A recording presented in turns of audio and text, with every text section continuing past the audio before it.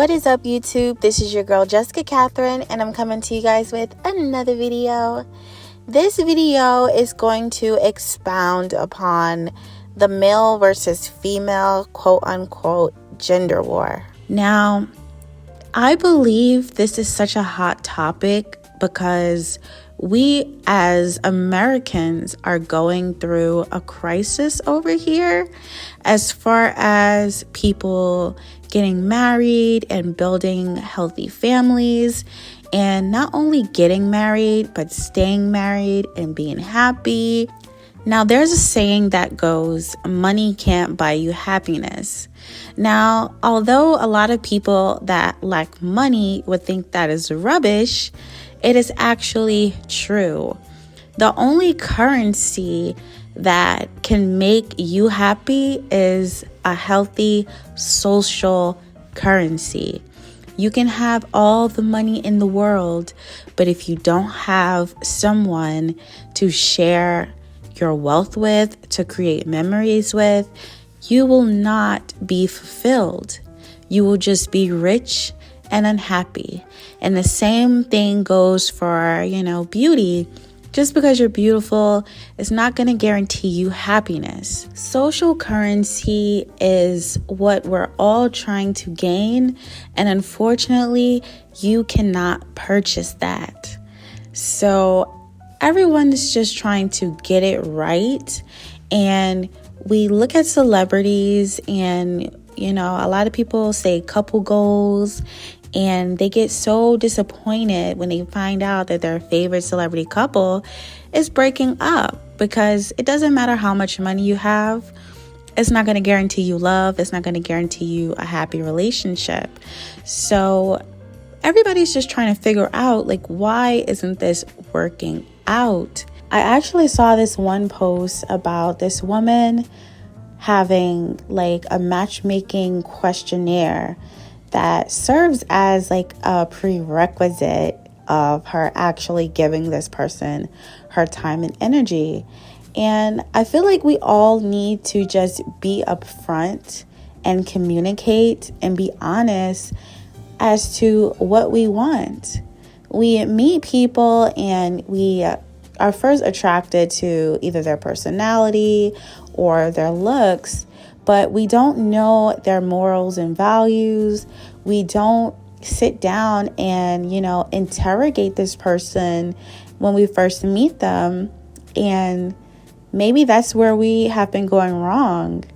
Maybe instead of, an interrogation face to face that might come off a little harsh, maybe we should all just preface with these questionnaires, because it would save people so much time and heartache, and it would provide clarity up front as to what we're looking for.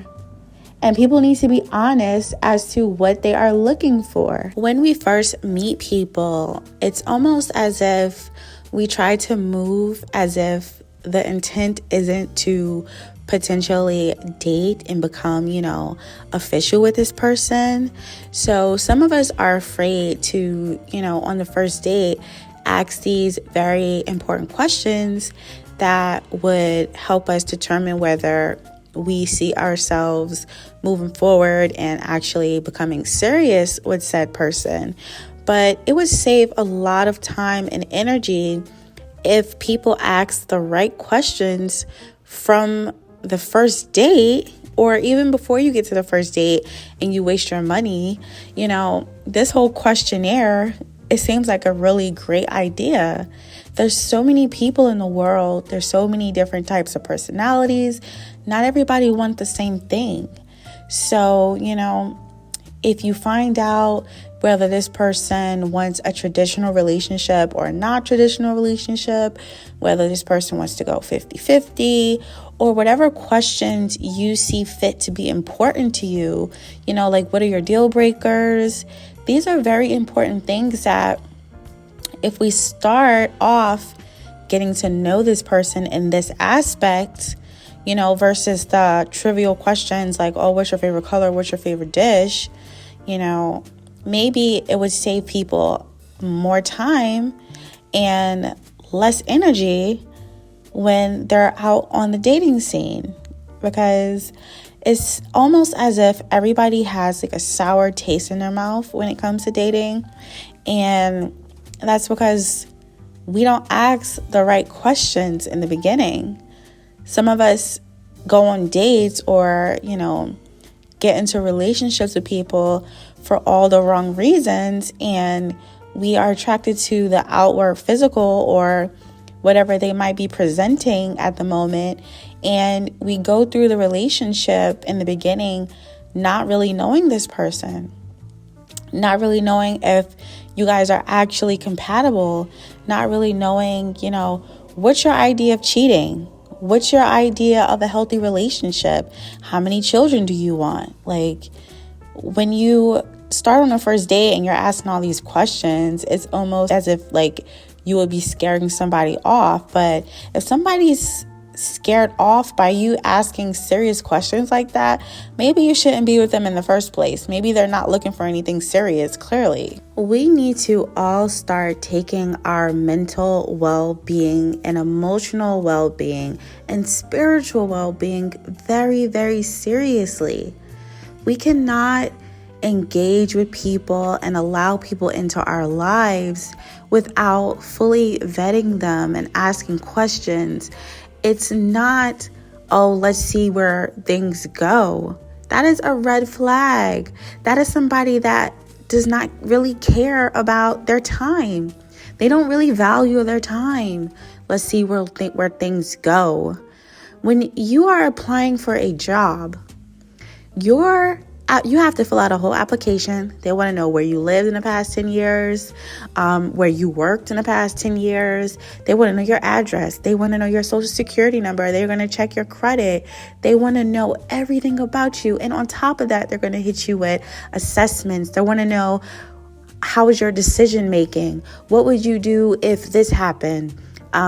They have so many questionnaires and assessments before you even get to an interview to speak to somebody. They want to check the facts first before they entertain you and waste their time in person. So why do people feel like relationships are anything different? If anything, it's even more serious than filling out a job application. We're talking about your life. We're talking about your time, your emotional well-being, your spiritual well-being. Why don't people take themselves just as serious as jobs do? Relationships are work. When you are in a relationship with somebody, they have a position. What is your job description? What do you expect out of your partner? I know a lot of people might be looking or thinking like, wow, this girl is talking about giving somebody a questionnaire and assessments prior to the first date. But take yourself a little bit more serious. You can potentially, be married to this person. You could potentially have a baby by this person. These things are very, very serious. And when you burn yourself out and continuously damage yourself, you will go around spreading negativity, spreading hurt, and it's just a poison. It's a disease. When in all actuality, you need to take yourself more seriously. You need to vet people more seriously. You need to find out this person's love language. You need to find out so many things about what they expect of you and can you do it. You don't want to get years in and, try to force your expectations on someone and try to change someone into something that you would want them to be, when in all actuality, you never knew them from the beginning. You can't go into relationships expecting people to change for you. That's where a lot of people get hurt and just tire themselves out. Find somebody you're compatible with. Ask the right questions. Observe their job description of what they expect of you. And if you can't meet the requirements, don't continue. Do not collect $200. Do not pass go. Just drop it right there. before you even get emotionally invested, let alone physically invested. We need to all take our feelings and dating a little bit more seriously than we do, because it's resulting in a lot of hurt people spreading negativity, dodging accountability, and pointing fingers. When you have to remember, people will only do what you allow. And you have to properly vet somebody in the beginning, take yourself serious for somebody else to take you serious. If you continually make mistakes and you have so many failed relationships under your belt, that just signifies a red flag that you are not making the proper decisions. When you apply for a job, they ask you, have you ever been fired, suspended from a job? They want to know your history of failure. So moving forward, you need to slow things down and take yourself seriously and avoid so many heartbreaks and so many failures, because that looks bad on your record. If you're pulling up to a relationship or to, a vetting session and you're telling this person, or let's say when you apply for a job and you're telling your job, like, yeah, I got fired like 5, 6, 7,000 times, they're going to be looking at you like something's wrong with you. They're not going to be looking at the job like something's wrong with the job. And even if you point the finger at the job and you try to say, oh, the manager made me quit and, my coworkers made me quit, they're looking at you like this person does not take any accountability. So you have to really be mindful about that. Be mindful who you give your time and energy to, because it's so precious. And really take time out to ask these questions. Don't be ashamed of asking these questions up front. You need to get to know the person before you even step out on a date with them, because your time, your energy, your emotions is precious. Your mental, maintaining and protecting your peace and your mental is important. The most important characteristic in a relationship that we need to look for is people with integrity, people that are willing to make things work and want to make things work. Because somebody can be married for 10 years and, not know their spouse. People change daily, but as long as you have some integrity within your relationship, you guys will always be able to overcome any obstacle that comes your way, because relationships are work. And if you have somebody with good work ethic and, integrity that's willing to do the work to make things work, then you found yourself a winner. A lot of people out here, they lack integrity.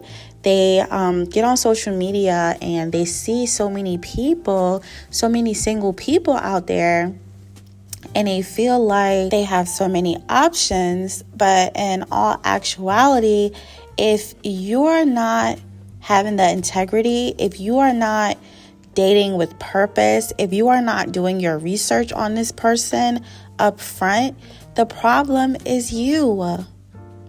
There, wherever you go, there you are. So wherever you go in every relationship, you will have a problem until you realize that you need to vet people better in the beginning, ask the right questions, get to know people. And maybe you lack integrity. Maybe you're not willing to do the work to continually get to know somebody that you love. You will always have to learn about your partner. It's not always going to be the same. The person you are with today, this year, is not going to be the same person you're going to be with next year. The integrity might stay the same, but that person's going to change. And a lot of people can't deal with the changes, or a lot of people find out characteristics in their partner when certain situations arise, and maybe that person that you're with lacks integrity, whereas when a hardship comes, when temptation comes, when things are not rainbows and sunshine, maybe that person lacks integrity where they're going to step out on you. They're going to start treating you like crap. They're going to start going tit for tat with you. You have to find somebody that moves in love and compassion and is willing to make things work and has the same goal to have a lifelong, meaningful relationship. Some people have a negative way of thinking, like, oh, not everything lasts forever. So you could be with somebody who's, not even expecting this to be a forever thing because they have a pessimistic way of thinking. So we really need to take time out to find people with integrity, people that are willing to grow with you and continually learn you and love you and move with compassion. And the crazy part about that is only a healed person can do that. And we get online, and the sad part about this whole negative groupthink thing is you can have a problem that you keep running into, and there will always be somebody pulling some narrative on YouTube to make excuses as to why they're the other person is the problem and not you. People are always looking for excuses to dodge accountability when it comes to why we allow certain people to hurt us. And it's really dangerous because so many things happen in this world every day. So many bad things. There's countless possibilities of situations that can happen. We can all pull a news clip or a video or a situation that would justify the toxic or negative way that we're thinking, so that we are always the victim and it's always everybody else's fault. But in actuality, we need to look inside of ourselves and see, why didn't I see this? Why didn't I ask proper questions in the beginning to find out if this person was a cheater, to find out if this person was a liar, to find out if this person lacked integrity? We all need to take accountability for what we allow other people to do. And don't burn yourself out by, constantly getting into bad relationships. Some of us are not healed. And it makes me wonder sometimes, like, they say that we attract the things that we think the most, right? So if you come into a relationship, unhealed, and you already have a negative perspective, it is questionable. Are you creating your own reality through your negative thoughts?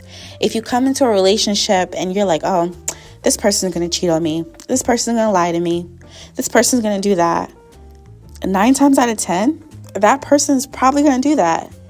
And it's kind of questionable, like, are you attracting these things, or are you creating your own reality by projecting these negative thoughts?